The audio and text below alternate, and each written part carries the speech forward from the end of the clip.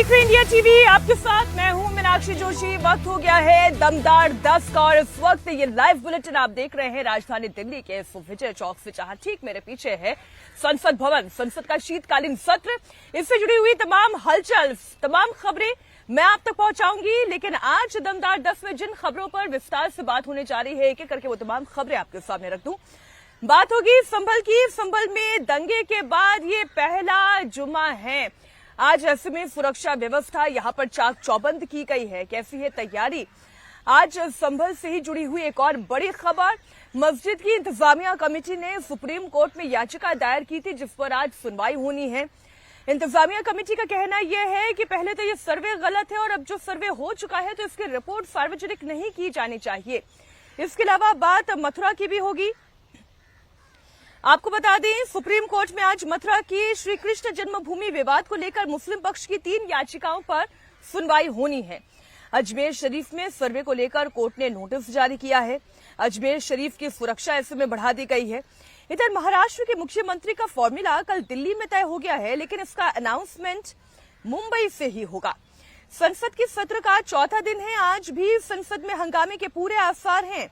इधर प्रधानमंत्री नरेंद्र मोदी आज ओडिशा के दौरे पर जा रहे हैं, लेकिन उनके दौरे को लेकर पन्नू ने धमकी दे दी है। बांग्लादेश के निर्वासित प्रधानमंत्री शेख हसीना ने भी संत चिन्मय दास की गिरफ्तारी का विरोध किया और तुरंत रिहाई की डिमांड की है। बांग्लादेश में हिंदुओं पर लगातार हो रहे अत्याचार को लेकर भारत के हिंदुओं को जगाने के लिए बाबा बागेश्वर पदयात्रा कर रहे हैं। उनकी पदयात्रा का आज आखिरी दिन है। खबर इससे भी जुड़ी हुई तो उधर तमिलनाडु में तूफान का खतरा बढ़ता जा रहा है। लेकिन दमदार 10 में आज सबसे पहले बात करेंगे संभल की। संभल में 24 नवंबर को हुई हिंसा के बाद, दंगे के बाद ये पहला शुक्रवार है, पहला जुम्मा है। ऐसे में कहीं हालात और ज्यादा ना बिगड़ जाए, कहीं ऐसा ना हो जाए कि दंगा एक बार फिर से भड़क जाए, इससे पहले भरपूर प्रशासनिक तैयारियां, पुलिस के इंतजाम इस वक्त आपको ग्राउंड जीरो पर नजर आएंगे। जुमे की नमाज से पहले इस वक्त संभल में टेंशन हाई है। चप्पे चप्पे पर शाही मस्जिद के आसपास के इलाकों में पुलिस की कड़ी सुरक्षा दिखाई दे रही है। 20 नए सीसीटीवी इंस्टॉल किए गए हैं। बकायदा कंट्रोल रूम तैयार किया गया है। कोतवाली थाने में कंट्रोल रूम तैयार है। तमाम आला अधिकारी संभल में खुद गश्त कर रहे हैं। वहीं संभल मामले में आज सुप्रीम कोर्ट में भी सुनवाई होनी है। मस्जिद में सर्वे के खिलाफ सुप्रीम कोर्ट में याचिका दाखिल की गई है। उधर आज संभल की कोर्ट में सर्वे की रिपोर्ट पेश की जाएगी। इसे लेकर भी सुरक्षा व्यवस्था पुख्ता कर दी गई है। संभल में इस वक्त आखिर माहौल क्या है? जुमे की नमाज से पहले सुरक्षा के क्या इंतजाम है? ग्राउंड जीरो पर हमारे संवाददाता कुमार सोनू मौजूद है, उनकी एक रिपोर्ट देखिए।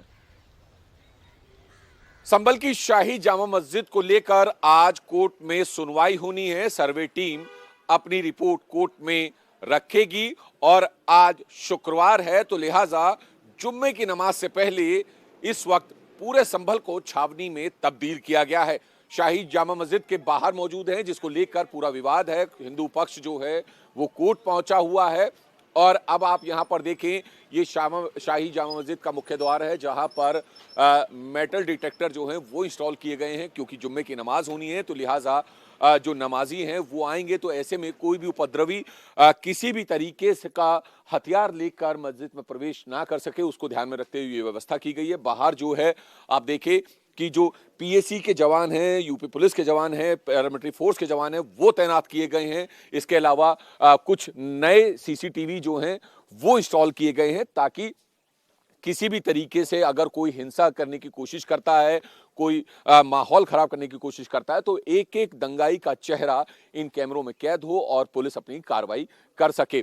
तो ये तस्वीरें आप देख रहे हैं जामा मस्जिद के बाहर की तस्वीरें। जो पुलिस है उन्होंने अपने जो है मोर्चा संभाल लिया है। तमाम जो अधिकारी हैं, जो आला अधिकारी हैं, वो संभल में तैनात किए गए हैं। एक एक चप्पे चप्पे पर नजर बनी रहे, लॉ एंड ऑर्डर मेंटेन रहे, उसको ध्यान में रखते हुए पुख्ता इंतजाम किए गए हैं और पैरामिलिट्री फोर्स के जवानों को बुलाया गया है। 20 कैमरे पूरी शाही जामा मस्जिद के आसपास इंस्टॉल कर दिए गए हैं, क्योंकि 24 तारीख को जिस तरीके से हिंसा हुई थी, जिसमें 4 लोगों की जान भी गई थी, उसको देखते हुए ये एहतियात बरतते हुए ये कदम उठाए गए हैं। आपको आगे की तस्वीर दिखा दें। ये दरअसल मेन गेट से हम पीछे की तरफ जा रहे हैं, जहां पर सामने आपको बैरिकेड दिख रहे हैं, वहीं पर जो है 24 तारीख को हिंसा भड़की थी, जिसके बाद आगजनी हुई, पथराव हुआ और गोलियां भी चली। फिलहाल पुलिस पूरे मामले की उसकी जांच कर रही है, लेकिन तस्वीरें जुम्मे की नमाज से पहले और कोर्ट में होने वाली सुनवाई से पहले की हैं। आप देखें, जो पूरी पुलिस फोर्स है वो मुस्तैद है, हथियारों से लैस पुलिस वालों को तैनात किया गया है। और आप ये देखें, तमाम जो अपने ये तैयारी कर रहे हैं पुलिस वाले, तो ये तमाम तस्वीरें जो हैं शाही जामा मस्जिद के पास की हैं। फिलहाल पुलिस मुस्तैद है, चप्पे चप्पे पर अधिकारी तैनात किए गए हैं, ड्रोन कैमरे से नजर रखी जाएगी, पुलिस वालों को रिकॉर्डिंग वाला कैमरा दिया गया है, पैरामिलिट्री फोर्स के साथ जवानों की तैनाती की गई है। 10 जिलों की पुलिस, जी हां 10 जिलों की पुलिस संभल में तैनात की गई है। दरअसल 24 नवंबर को जिस तरीके की हिंसा यहां पर भड़की, जैसे दंगा भड़काने की कोशिश की गई, जैसे यहां पर गोलियां चली, पत्थरबाजी हुई, प्रशासन ये कतई नहीं चाहता कि एक बार फिर से ऐसी परिस्थिति यहां पर पैदा हो, और इसलिए डीआईजी हो, डीएम हो, एसपी हो, भारी पुलिस जाब्ते के साथ इस वक्त पूरे इलाके में फ्लैग मार्च कर रही है। आपको बता दें, बीएनएस की धारा 163 लागू कर दी गई है, 15 कंपनी पीएससी की तैनात की गई है, 2 कंपनी आरएएफ की तैनात की गई है। इतना ही नहीं, 10 जिलों की पुलिस को यहां पर तैनात किया गया है। ड्रोन और सीसीटीवी की मदद से लगातार पूरे इलाके की निगरानी की जा रही है और किसी तरीके की कोई अफवाह यहां पर ना फैलाई जाए, ऐसे में आज भी इंटरनेट सेवा पर रोक लगाया गया है। आज जुमे की नमाज जामा मस्जिद के अंदर ही होगी, जामा मस्जिद के आसपास ही लोग नमाज पढ़ सकेंगे, बाहर के किसी भी शख्स को मस्जिद के अंदर एंट्री नहीं दी जाएगी।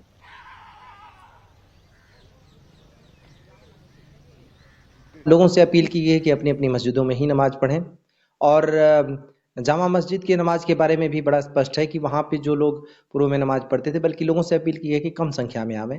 वहाँ पे वैसे भी फ्रिस्किंग चेकिंग होगी ही होगी। जो लोग सोशल मीडिया में गलत भ्रामक चीज़ें फैला रहे हैं या फिर आपत्तिजनक चीज़ें शेयर कर रहे हैं, उन सब के ऊपर निगाह है। और एक तरीके से जितने संवेदनशील जगह हैं उनके ऊपर दृष्टि रखी जा रही है। इंटेलिजेंस के लोगों को भी लगाया जा चुका है। मुझे पूरी उम्मीद है कि नमाज बड़ी सकुशल संपन्न होगी। और वैसे एश्योरेंस भी दिया गया है, इबादत तो इबादत है, इबादत करने वाले लोग तो निश्चित रूप से इस तरीके की हिंसा में शामिल नहीं होंगे या इस तरीके की किसी भी ऑब्जेक्शनल चीज में शामिल नहीं होंगे।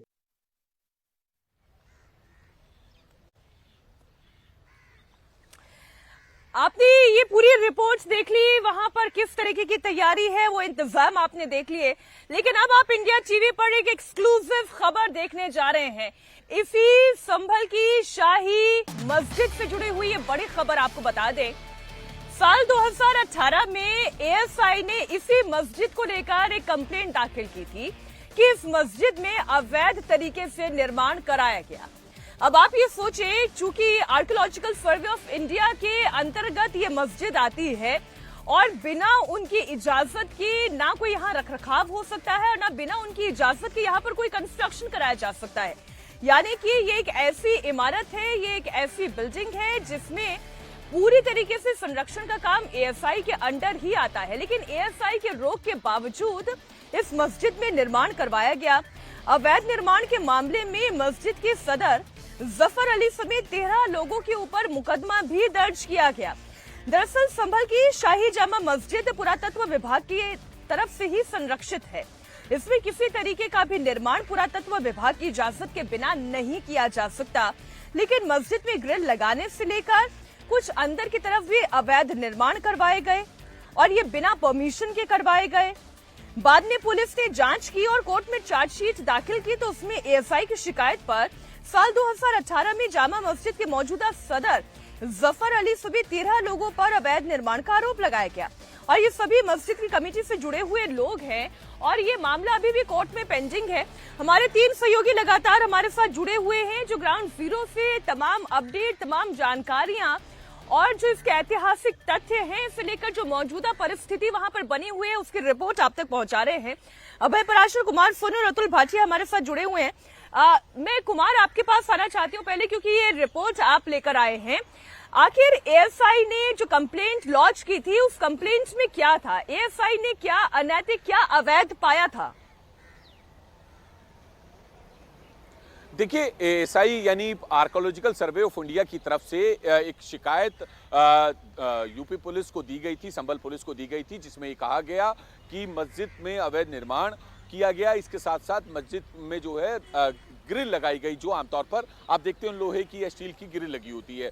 जिसके बाद पुलिस ने, संभल पुलिस ने अज्ञात लोगों के खिलाफ मुकदमा दर्ज किया, जांच शुरू की। जांच में पाया गया, जब चार्जशीट पुलिस ने दायर की तो उसमें साफ तौर पर लिखा है कि जामा मस्जिद के जो मौजूदा सदर हैं जफर अली समेत 13 लोगों पर जो है वो उनका नाम उन्होंने एफआईआर में जोड़ा। साथ ही साथ उसमें ये पाया कि जब 41 सेक्शन 41 के तहत, धारा 41 के तहत वो नोटिस देने के लिए भी गए 13 आरोपियों को, तो उन्होंने जो है नोटिस लेने से मना कर दिया, उसकी तामील करने से मना कर दिया। और साथ ही साथ चार्जशीट में साफ तौर पर यह लिखा है कि अगर जो नोटिस है वो जबरदस्ती दिया जाता जफर अली या कमेटी के दूसरे सदस्यों को, तो शहर में दंगे हो सकते थे, कानून व्यवस्था बिगड़ सकती थी, क्योंकि यहाँ पर मिश्रित आबादी है।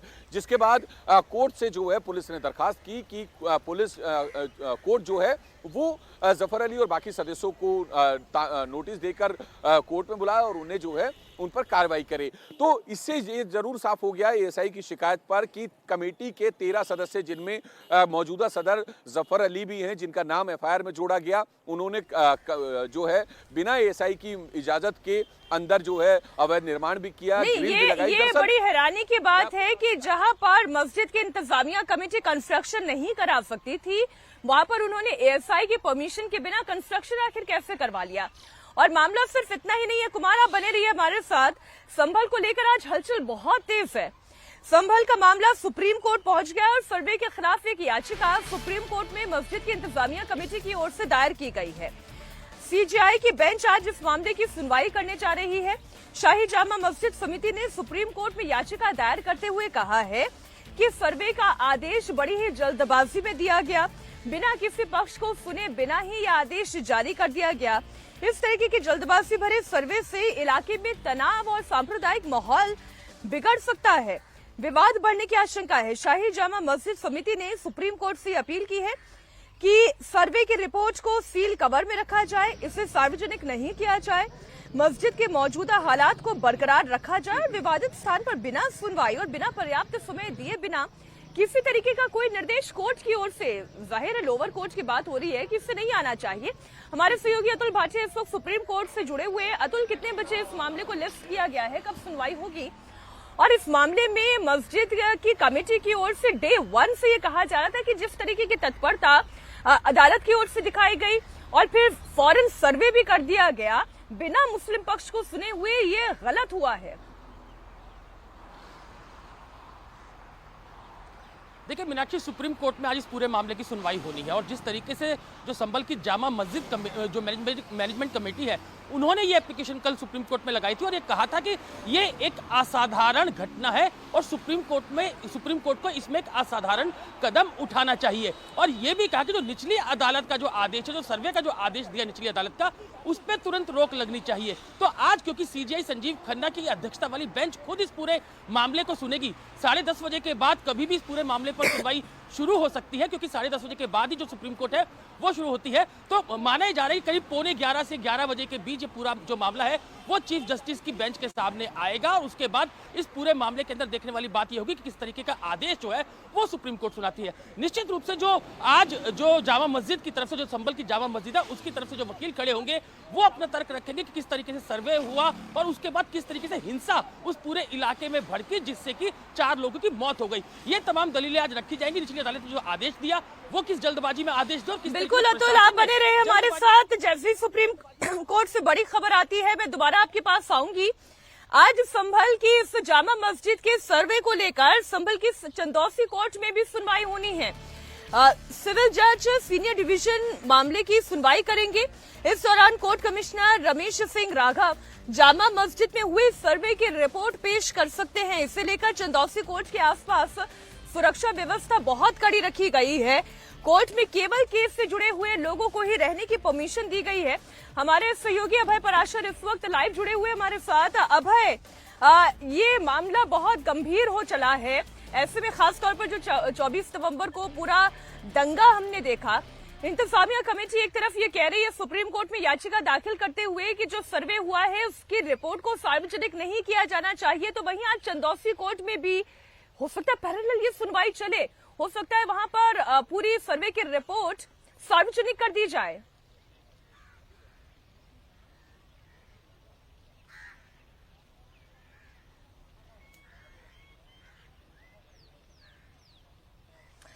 मैं दोबारा अभय आपके पास आऊंगी। इस वक्त की बड़ी खबर एक बार फिर दर्शकों को बता दें, आज संभल की जामा मस्जिद के सर्वे की रिपोर्ट चंदौसी कोर्ट में पेश की जानी है और ऐसे में आज चंदौसी कोर्ट के आसपास भी सुरक्षा व्यवस्था चाक चौबंद कर दी गई है और इस पूरे मामले से जुड़े हुए पक्षों को ही कोर्ट के अंदर रहने की इजाजत दी गई है।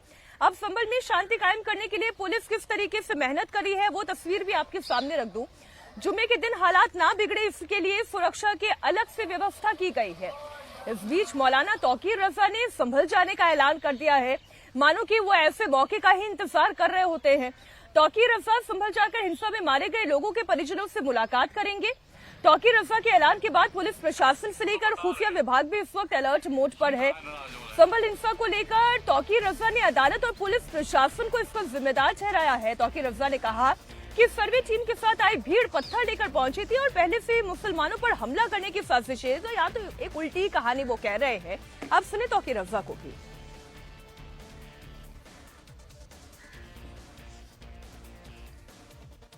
संभल में दंगा नहीं हुआ है।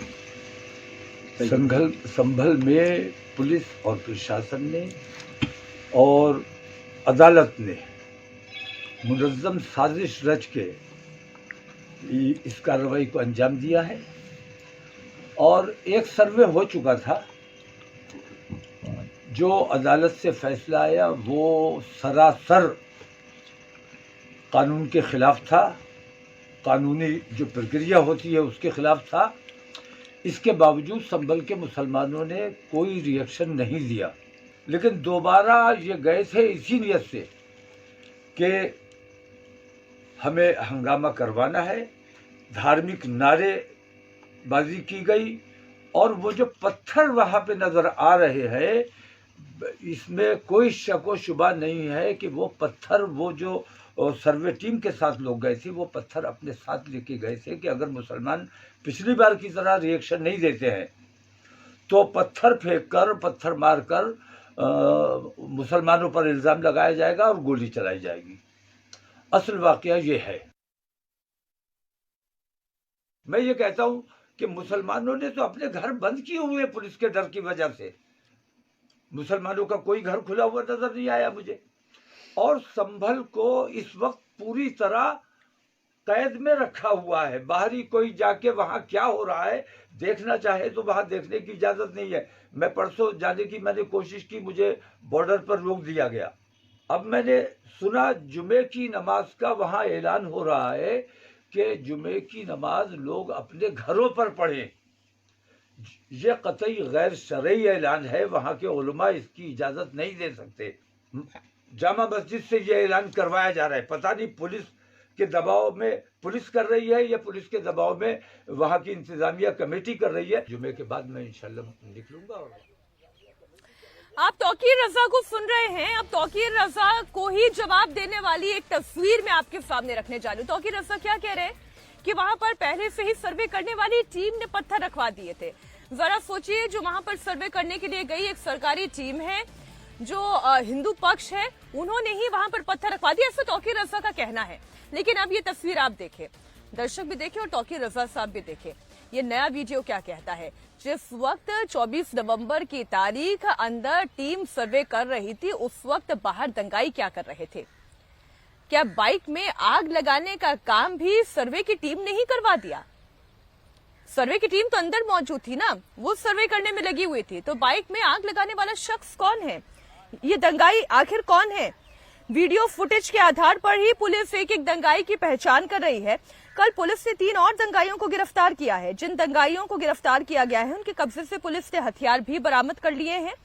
गिरफ्तार आरोपियों में चौधरी सराय का रहने वाला फैजान दहली, दरवाजा का रहने वाला आमिर पठान और कोट गरवी का रहने वाला मोहम्मद अली भी इस हिंसा में शामिल था, जिसकी गिरफ्तारी हुई है।